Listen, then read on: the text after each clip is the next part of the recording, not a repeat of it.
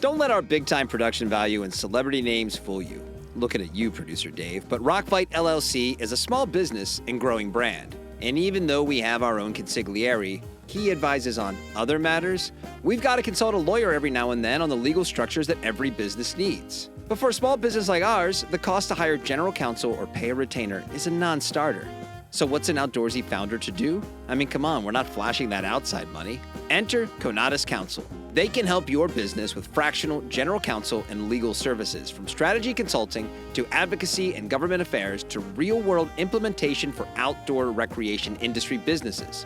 Forrest over at Conatus Counsel has helped Rockfight navigate some of these areas, and let me tell you, knowing someone has your back means you can focus on running your business. I mean, he had at least 3 edits to this read to, quote-unquote, protect us from ourselves. I mean, that's what I'm talking about. Forrest cares just as much about the outdoors and the outdoor industry as our listeners. So, got questions? ConatusCounsel.com to get in touch with Forrest. The first 6 hours are free. Wait, what? What? I can't say that? Oh, initial consultations are free. Okay, fine. Welcome to the Rock Fight, where we speak our truth, slay sacred cows, and sometimes agree to disagree. This is an outdoor podcast that aims for the head. I'm Colin True, and today, Shawnté Salabert is back after a week off, and she's here to talk about some recent headlines that have come out of the outdoor adventure community.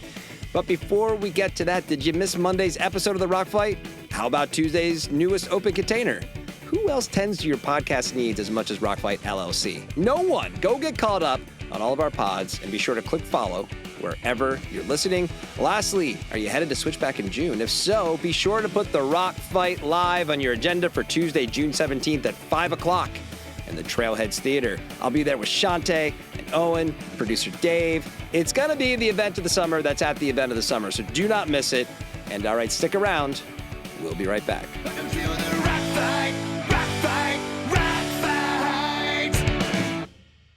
You're listening to Rockfight Radio. Hey, ladies, germs, and groms, it's DJ CT, and you're listening to Rockfight Radio. Get ready for more of that whole foot comfort from Fitz, because we have the follow-up to their massive hit single, Bold Sock. Here it is. Let's drop the needle on So Many Fits. There's a Fitz for the snow, the road, or the trail, like picking a salad from romaine, iceberg, or kale. From small to double XL, every size in the line. Custom comfort dressing fits every time. Cushion so thin, you barely know it's there. Or max out the padding, warm beyond compare. Boots to no shows, invisibles too. Whatever you're after, there's a Fitz for you. So many fits to fit you just right. Whole foot comfort, day or night. From the heel to the toe, the solid to the fair, like a sock custom made for you to wear. Oh, so many fits, yeah, so many fits. No matter your size, no matter your style, Fitz will take you mile by mile. With cushioning choices and sizes galore, slip them on once and you'll ask for more. And now, back to the show. Shawnté, you're back. You had a week off. Got all loaded up on Wisconsin cheese. Oh, yeah.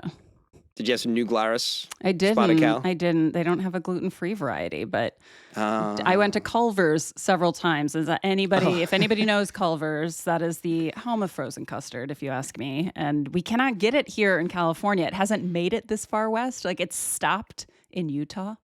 There's probably some preservative in there that we don't allow in California. Probably. It's got lead in it or something. I don't know. Whatever it is, I'm into that delicious dairy toxin. It's so good. Dude, your toxins are the best. Oh. While you were back, you know, I guess you're back east. You're east of here. Middle. Eating Culver's and toxic custard. You ended up winning our outdoor draft. You won. I did. I cannot believe that. I swear, A, I did not rig that. And B, I still can't believe it. It feels like a real upset, Colin. I don't know who to thank. I'm going to start with my mom for, feeding me all that custard, and the people for voting for me, and my sense of nomadic like never being satisfied for living in all these different places. So thank you to all of you who voted for me for whatever weird reason you did. I appreciate you. And I hope that at least a few people came away from the episode feeling like, oh, you know what? We're going to give some props to some of these cities for their outdoor access. So I hope I maybe changed a few minds and got people to think about them in a different way. I should have known you were going to pontificate and had playoff music at the Oscars. Jesus. Of course. Come on. Yeah. I want the strings. I want the band like kicking in. I want to start talking a little faster, and I got to thank my agent. But also, Colin, you didn't say, is there a prize? Like, what do I win?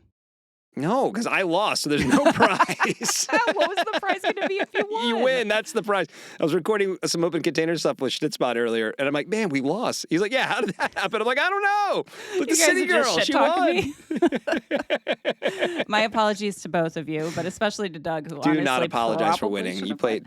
If Doug had not taken North Conway, I feel like my poll would have been even more powerful, because then I wouldn't have had to go for New York, which I think threw some people off. So. North Conway with Jackson was a little on the cliche side, having both of those towns. That's true. In hindsight for him, but he still came in second. I finished dead last. Yeah, you so did. I can't really shit talk Doug either. So I thought San Diego was a great pick. I will give that to you. Thank you.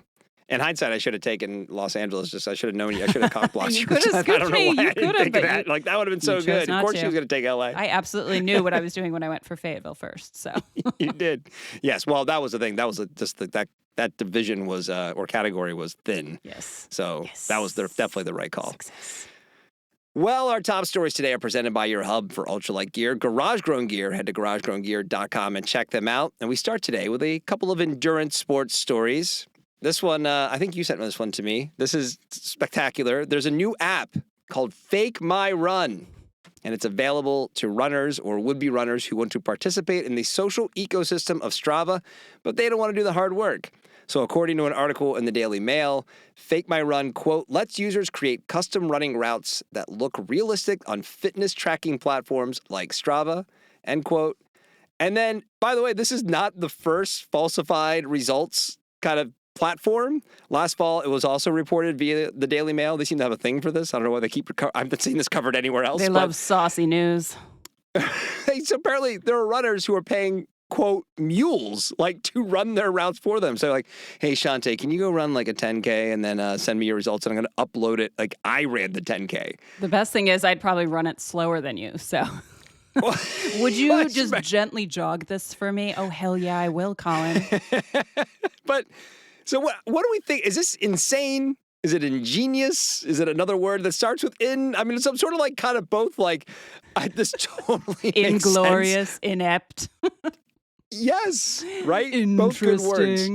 No, I think it's really interesting that people still put this much stock into social media apps like Strava that they've got to fake their efforts. Nobody gives a shit. Unbelievable. It's just so wild to me. I mean, I personally, the only thing I think this is good for is if you hire somebody who's really good at doing those drawings that people do, like making a big dick, something like that with your run. Yeah, I think that, because I don't have the patience to map that stuff out. So if I'm going to be spending my hard-earned money to fake something, I want someone to make a real cool picture with their run. Please, anybody just... That's a good point. Yeah. I connect those dots a lot more quickly than just the results or getting the kudoses or whatever it is. Yeah, I want to see the dick picture. Yeah, exactly. Yeah, can you make a clown?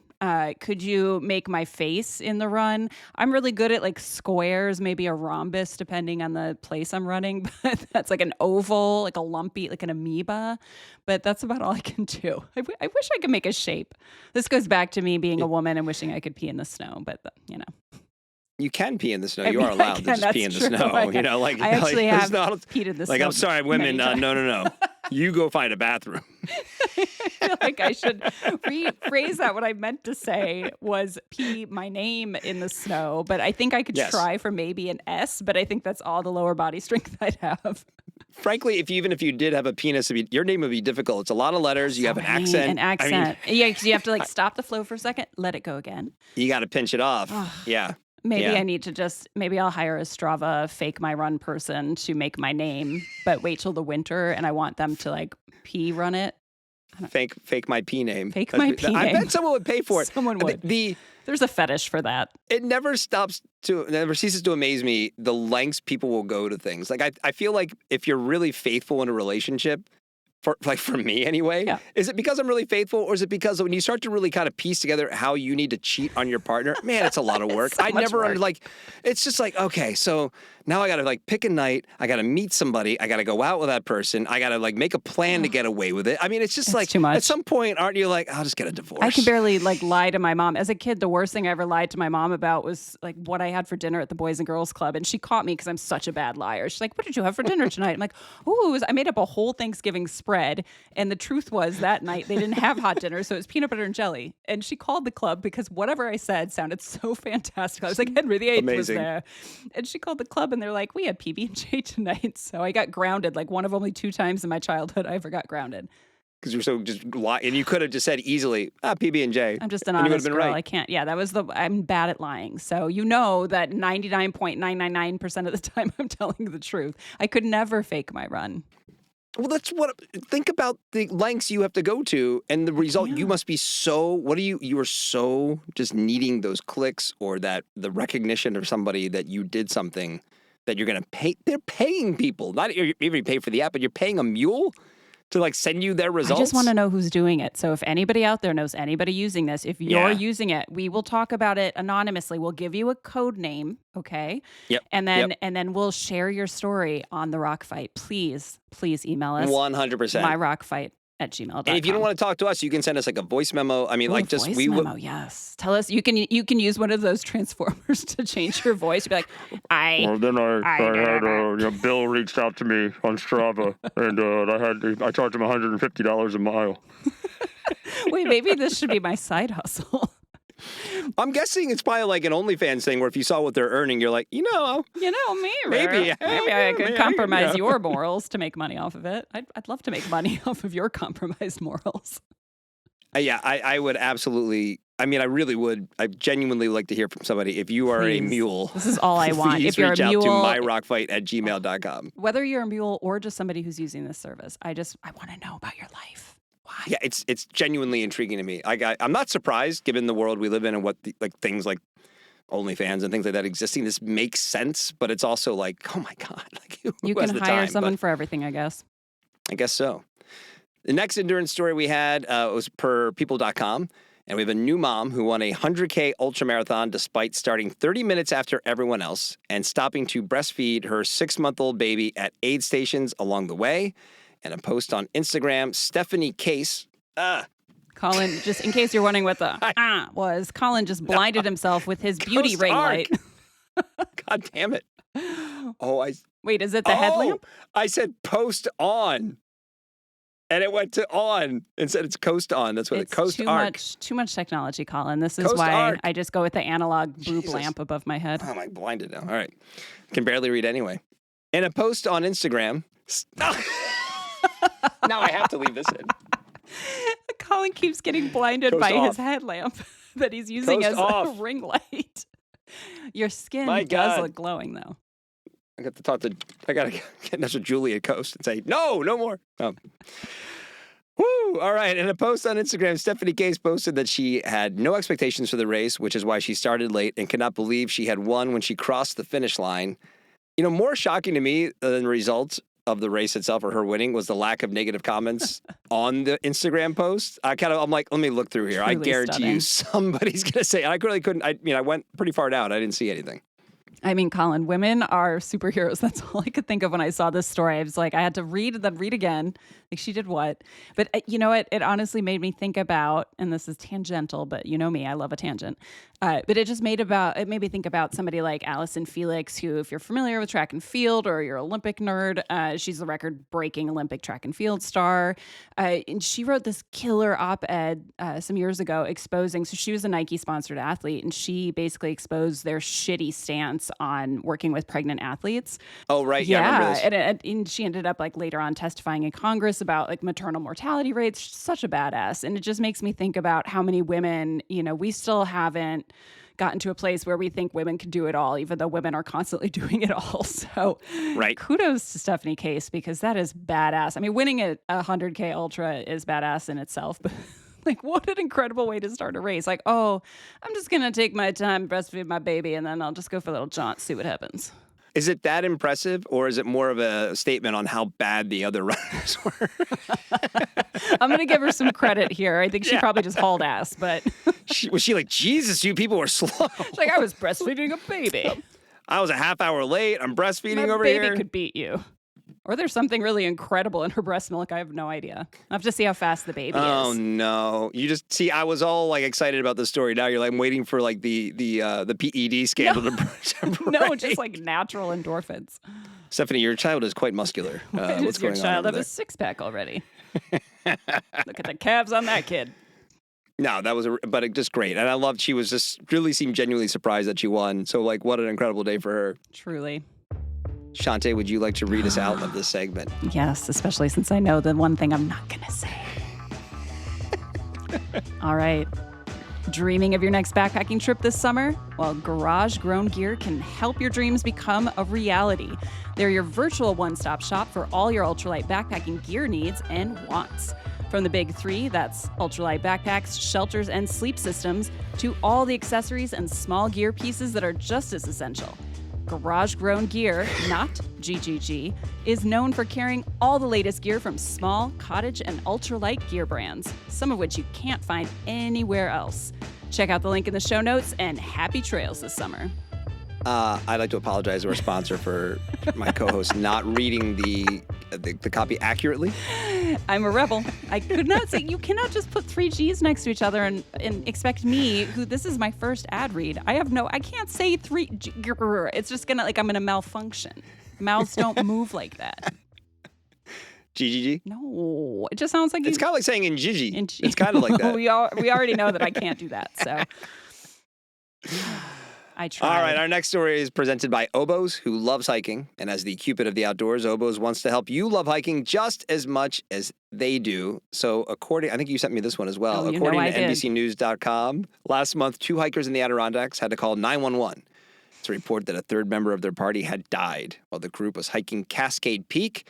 But it turned out that they were mistaken, that the third member of their party had died. Well, how could they have made a mistake of that magnitude? It's because they were tripping balls on hallucinogenic mushrooms. Woo!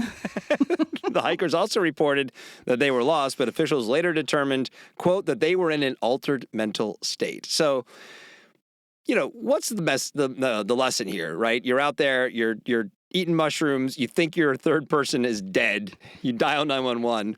Is it to choose your trail drugs more carefully? Do you stick to weed and whiskey?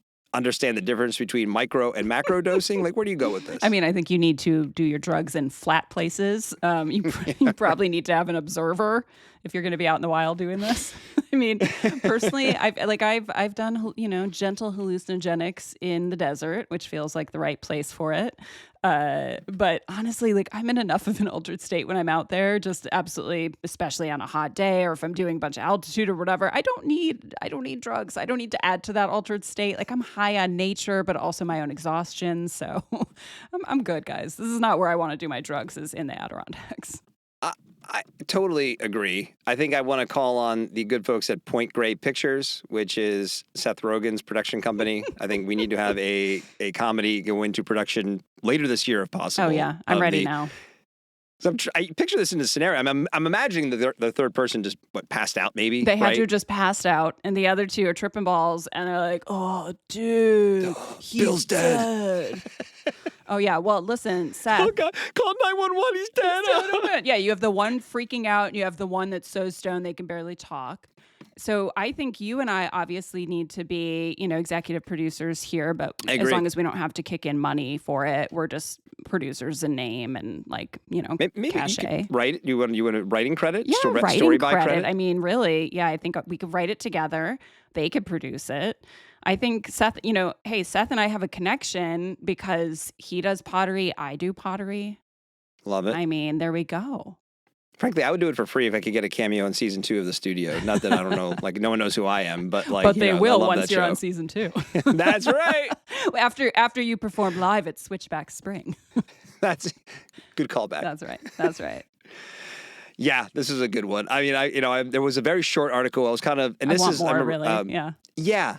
Justin and I have had this conversation before where it's like so many of these, like somebody gets lost and then found, and it's like, yeah, okay, there's so much more that I want to know here. I crave and a there's good never story. a follow up. No, why is there never? This is the thing. You know what we should have done? We should have gone to Reddit. The thing is, like, the people Should we take on a quick Reddit look? probably, if they did not add details, they came up with details. Like, somebody fleshed out this story for us on Reddit. They were probably high when they did it. Do you want to take a quick look to see if there's anything out there? I think we should. All right, go. Are you a Reddit? Are you a seasoned Redditor? I don't think I would call myself that. No, I've used Reddit. Usually what happens is I'll Google something. I'll be like, you know what I did? Actually, you'll love this. When I had my recent corn incident in between the middle toes on my left foot, I Googled. Now when I Google things where I don't just want to see what, I don't know, the CDC has to say, because I can't trust anything anymore that the government puts out, I'll just Google like corn in between toes plus Reddit. Right. Because who do I trust more than the CDC? The people of Reddit. Actually, Dagendorf on the Adirondacks Reddit thread has the comment. Said, usually I just trip on rocks and roots. Zang, why didn't we think of that? Pretty good. Man. NJ, I'm assuming that's New Jersey. New Jersey stoner girl writes, I love hiking and I love mushrooms, but I do not love hiking on mushrooms. No, who would want to? I don't even like hiking after having a beer. I know. Do you want to do oboes too, or do you want me to do oboes? Oh, no, I'll do oboes. All right. Oh, this is exciting. You're giving me a lot of power today, Colin. Yeah, I mean, sorry, is this my prize for winning? So, Shawnté, your prize for winning is you get to do all the ad reads. Oh, yeah. This is great because I'm going to really work on my ad voice. So today's episode of The Rock Fight is presented by Oboes, who want to share their love of the hiking. See, I'm already winning. It's like the highways in LA. That's the 101. My mom actually, hiking. when I was home, we were driving somewhere. I'm like, oh yeah, just get on the 43, and she's like, why did you put a "the" there? I was like, oh wow. I saw an Instagram reel the other day explaining the history behind it. Do you know the history behind that? I don't. Okay, so this is why I'm going to pause the music right here. This is why people and it's all over the West Coast, even in Seattle, people say the. I think, but it extends from LA. So LA was one of the first cities to have interstates, actually have highways in the country prior to, I think it was Eisenhower that did the whole interstate system across the country. And so, but all the interstates here had names. It was like the Ventura Freeway or, the Santa Monica Highway, whatever the names were. Cool Road. Right. And so, but then when they instituted the national highway system, they gave them all numbers. So they had to convert the ones in LA to numbers. But until then, it was you get on the Ventura Parkway or whatever it was. And so then it became you get on like the whatever the number was. And that is why it was because that's how they referred to the names before there were numbers. And then they added numbers and they kept saying the. Oh, I love it. There you go. Wonderful. Thank you, Colin. Right?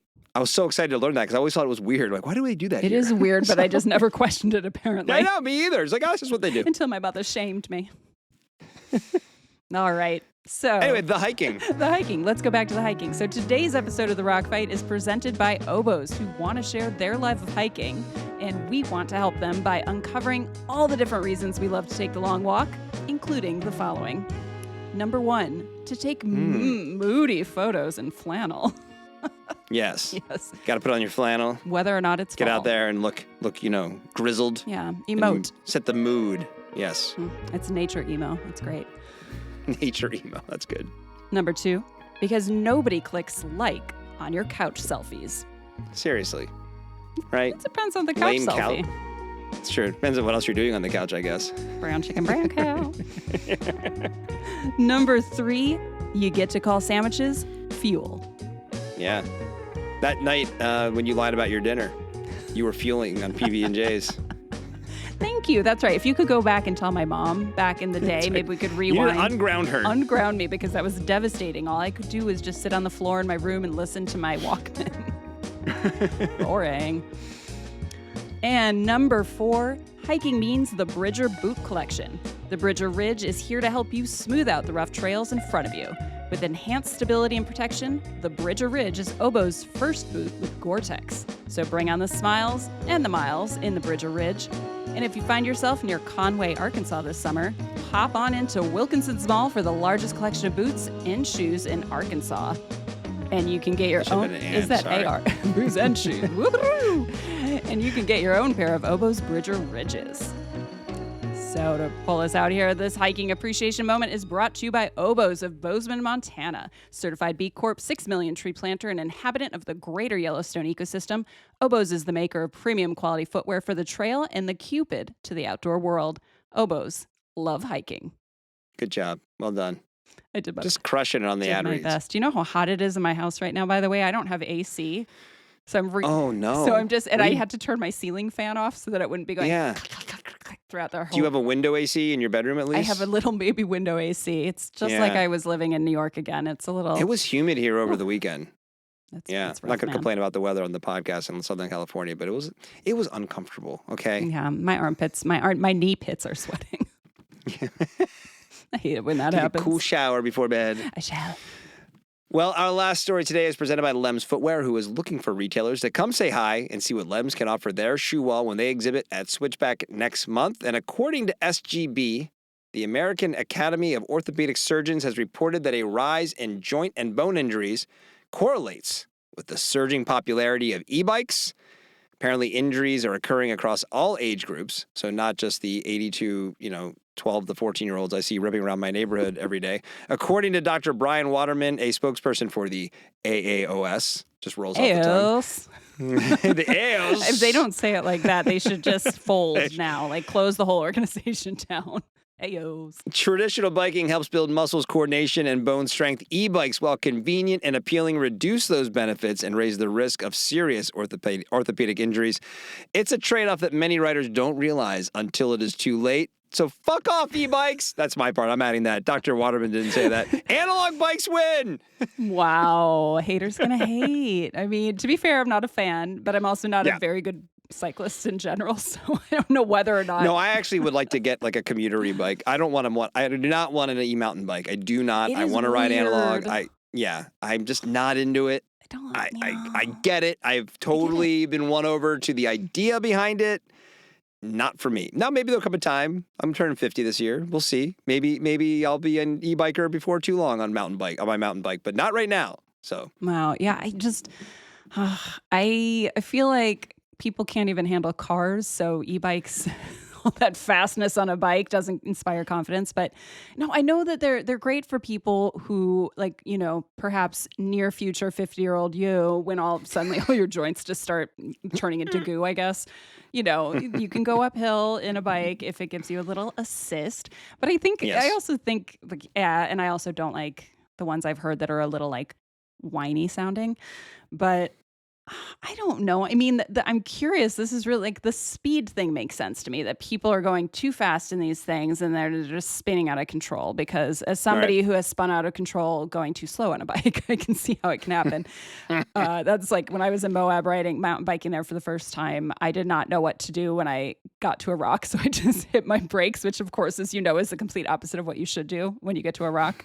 And I just went ass over tea kettle and like landed downhill.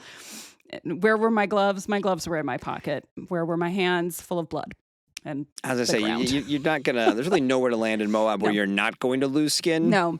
And the great thing was, I was spending the next few nights. I was on assignment for Outside writing about arches, and I was spending the next few nights sleeping in my car, which was actually my friend's car. And so sleeping as a woman who is not 20. But also not 50, I just want to put out there. Sleeping in my car with like having just flown over my mountain bike onto the hard ground was, I got uncomfortable the second night. I'm sure it did. So many bruises. I had such bad road rash in my hands. But yeah, I don't know. I know I cannot be trusted on an e-bike, so I get the fast thing. But here's what I don't get. Like, so they're saying that, oh, you're not building your muscles enough riding these. Are they saying that people just aren't pedaling on an e-bike? Like... I don't know. I mean, I guess. And listen, this is the e-bike is a very deep issue. You're right. There's the pedal assist. There's the bikes with throttles. I think we are going to probably come to some sort of breaking point with these things when you do see like literal 12-year-olds in the middle of the road, like that I'm sitting behind in a car, you know, and it's like the people don't know the rules. They don't know what to do. They're wearing regular bike helmets, which you're going way too fast for that to have any help you if you do crash. That's a good point. Right? Yeah. I mean, there's just so much, you know, that it's... I mean, is it an education issue then? So is it not just like F the e-bikes? So. I think it's more of an education issue. Yeah, and it's not. I mean, I'm joking around. I think I think e-bikes, generally speaking, are actually awesome. They're a really incredible development that we have in the outdoor space and in life and in general. But I mean, I think the one thing about this article is like it seems like it's pretty black or white that more people are getting hurt because either it's education or they're not expecting what to do. Maybe they are going too fast. I don't know if cars are involved. But there's going to be something bad I feel like is going to happen that's going to force us to make some changes, or I'm not sure what it'll be. I don't know. But do we do that as a country? Bad things happen. We used to, right? That's why we all wear seatbelts. There was a time, right? Remember? Oh, remember when? Yeah, I remember growing up not wearing seatbelts and then coming home from school one day and be like, we have to wear seatbelts. They told us we have to wear seatbelts. That's true. I forgot about that. That was in our youth. Yeah, the public service announcement has sort of gone the way of the dodo, I guess. But maybe it's time for it to come back when it comes to e-bikes. That's rock fight. And the public service announcement, keep your fucking kid home. And get the kid an analog bike. Teach him how to pedal a bike. But tell you what, it's kind of like phones in a way. So I have two 14-year-olds, and they both want e-bikes because their friends all have e-bikes. And like they will go out on their bikes, but they have to just kill themselves to keep up with their friends on e-bikes. I had no idea it was that ubiquitous with kids. I really thought it was like people our age that are like, I don't want to pedal uphill anymore. Oh, no, there's so many kids that ride them now. I mean, it's truly like they are the only two in their friend group that does not have one. And so kind of like a phone, too. It's like if you're like, I don't want to get my kid a phone. It's like, well, good. Then you're dooming them to a social-less life. Maybe you should hold a screening at your house where you just project this article onto your wall. It's like when they used to show you like blood on the highway and driver's ed or whatever, Exactly. Scared Straight e-bikes edition. Oh, man. Well, anyway, pretty interesting, though. I do think it's going to continue to be a really interesting topic as this evolves because obviously e-bikes are not going away. They continue to gain more and more users. So we'll see where this ends up. All right. And we'll cover it here on the Rock Fight. Would you like to go 3 for 3 or do you want me to take the last one? I'm ready. Let's go. Right. All right, at Lems, we're all about creating footwear that fits the way your feet are naturally shaped. Comfortable, functional, and ready for anything. One of our newest releases, the Trailblazer, is wider, roomier version of our popular Trailhead, and it's quickly become a top seller this spring. We're stoked about the response and can't wait to show it off. Come check it out at the Switchback event in Nashville, June 17th to 18th, or snag a pair now at lemsshoes.com. Is this where you're going to tell us how much you enjoy your Lem Switchback sandals? I love my Switchbacks. I took them to Wisconsin with me, the Lem Switchback. I took both of them, not just one. I took both of the sandals to Wisconsin with me.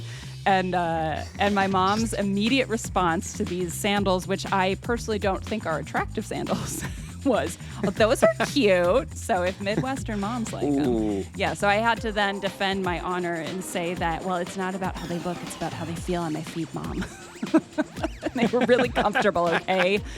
Even though she's telling me she likes how they look. It's like something inside of me snapped when she said that. It's just an instinct and I went to disagree back to with your mom. Yeah, 13-year-old Shawnté was like, well, if you like it, I don't like it. Those are the most wonderful things I've ever seen, and here's $1,000 because I think so. No. Don't you give me any money. I never said I liked it. Right. That was me saying I was tricking you. It was psyops. You can't move on from it. It's the way it is. I know. Time at home, time with the family. It's time for a party shot. All right, for today's parting shot, a new study has shown a correlation between hemorrhoids and using your smartphone on the toilet. All right? I'm trying not to laugh. Apparently, toilet sitting smartphone users experience a 46% increased risk for hemorrhoids. All right, and I'm talking to you, everybody listening to this, like, I'm trying to, it's like my own PSA. Are we a medical right? podcast now? Right, we are. We talked about corns in this episode. We talked about, like, injuries when you're riding corns on every fast. episode. I mean, we should. My parting shot isn't shock around the study. It's that percentage isn't higher. 46% is it? I mean, that's it? I mean, who in 2025 sits on the toilet in the bathroom without your phone? Sitting on the commode and checking out for like 3 to 20 minutes is like one of the most truly lovely moments of joy that we get to have to ourselves every day. And if that means we have to deal with itchy assholes as a result of that, fine. Right? If I want time off of my screen, I will go outside for an adventure. I'll pull a Salabert and poop alongside a trail. I don't At home, poop though, alongside the trail 200 feet away. I'll poop 200 feet away from the trail. Thank you. At home, the toilet and the phone are a perfect pairing. All right. They really are. So I think, I guess my parting shot is it's worth the risk. You know, I have a great poop. Why am I even saying this? Shocking. I have a great poop story, Colin. Amazing. And first of all, I don't have hemorrhoids, but I do sit. I'll sometimes just read a whole chapter on the toilet to this day. And like the poop will have ended a long time prior, but I'm just there. Of course. It's a nice you're right. It is a quiet moment. When I used to work in an office, it was my me time. I would be like, yeah, you ever end up in the bathroom without your phone? It's like, oh, it's weird. What's happening? It's like, weird. What do I do? Me and my thoughts. What are we doing here? No, when I was a kid, that was also my me time, but we didn't have phones. We had Nancy Drew books. So I would take my Nancy Drew book into the bathroom and I would read a chapter of it, much like I do now. And my mom would usually some point during the proceedings be like, "Are you pooping?" "Yeah." And I try to Thanks, sound all Mom. strange, Yeah. like, "Yeah, I'm pooping." And so one You're fake straining. fake straining, so shit seems realistic. I was a good actress, except for that one time I lied about the peanut butter and jelly sandwiches. Seriously. So one time it was just me. I was babysitting my sister, and I went in to read a chapter and have a drop a deuce. And I come out. My sister, who's about 10 years younger than me, is sitting in front of the TV like a small angel, like she's cross-legged, like just an angelic vision. And I was like, okay, that's weird, but whatever. I flip on the light. We shared a bedroom at the time. I flick on the light, and she has, in the however long I was in the bathroom, that chapter of Nancy Drew, wreaked havoc upon our bedroom. She took my Body Bell perfume and made a crop circle out of it. And then she put baby powder on top of the perfume circle. And then her pièce de la résistance was to take my little red nail polish and make one tick mark of red nail polish on every item in our bedroom, like every drawer, the curtains, Wait, how old was she? pillows. I mean, she was probably like maybe 4 at this time. Oh, okay. I mean, yeah, she was not 14. Yeah. And I called my mom at work. I was like, Mom, Adrian just decimated our bedroom with my makeup. And she's like, what? Just cleaned it up. I'm like, you don't understand. So my mom was like, whatever, clean it up. I called my cousin. I'm like, no. This is the day I die when my mom sees what happened. And so my cousin's like, it can't be that bad. And she comes over. She's like, oh my God, how did she do this? How long were you in the bathroom? I'm like, not very long. No, moi? Like 90 seconds. No. She's real fast. No, she's just so fast. So after that, I had to stop taking my book into the bathroom.